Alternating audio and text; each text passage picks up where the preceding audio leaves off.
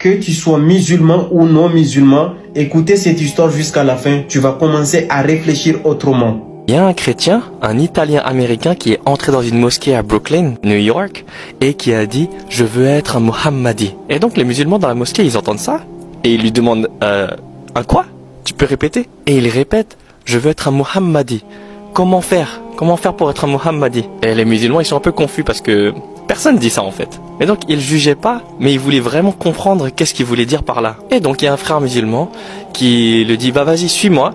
On va faire les ablutions. Et donc il l'enseigne à se nettoyer, à faire ses ablutions. Et ensuite, une fois qu'il s'est purifié avec le wudu, avec les ablutions, eh bien, le frère l'a amené voir l'imam de la mosquée. Il lui dit, bah vas-y, tu peux lui dire ce que tu veux ou lui poser tes questions. Et donc le chrétien, il lui dit, je veux être un Mohammadi. Et l'imam, il lui répond,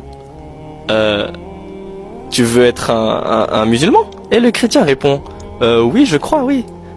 C'est ça, être un Mohammadi, non? Et l'imam il dit, bah dans ce cas, si tu veux te convertir, oui, on peut le faire maintenant si tu veux. Et donc à ce moment-là, il lui pose quelques questions et le chrétien, il répond oui, je veux être musulman. Et du coup, il finit par prononcer son attestation de foi, sa shahada, et il devient musulman. Mais l'histoire, elle s'arrête pas là. Parce qu'en fait, juste après, il y avait l'heure de la prière obligatoire de Dhuhr, qui est la deuxième prière obligatoire dans la journée pour les musulmans. Et donc, ils l'ont proposé, il dit, c'est l'heure de la prière, est-ce que tu veux nous rejoindre, est-ce que tu veux prier avec nous, tu as juste à suivre nos mouvements et tout ça, t'en fais pas, et ils l'ont rassuré. Et le nouveau musulman, du coup, il les a rejoints. Et il a prié avec eux. Et pendant qu'il était en prosternation, il pleurait énormément. Et ensuite, la prière se termine. Et il reste dans la mosquée. Et on lui explique qu'il y a 5 prières par jour. On lui explique que la prochaine prière, elle est dans 3-4 heures environ. Qui serait la prière de Asr, du coup. Et il reste à la mosquée toute la journée. Il prie Asr.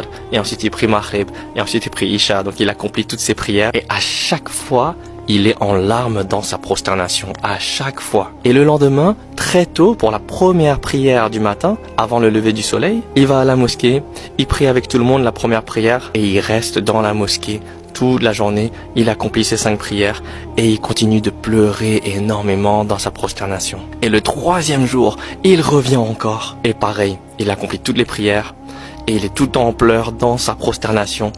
Et du coup, à la fin de la prière de Dhuhr, dans ce 3e jour, il y a un frère qui va le voir et dire, je t'ai vu, j'étais là durant ta conversion, et à chaque fois qu'on priait, je te voyais être en larmes dans ta prosternation. Et en fait, je voulais te dire, je trouve ça tellement noble. Il lui dit, c'est tellement noble. Et moi, j'ai été musulman toute ma vie, mais j'ai jamais ressenti ce que tu es en train de ressentir dans ta prière.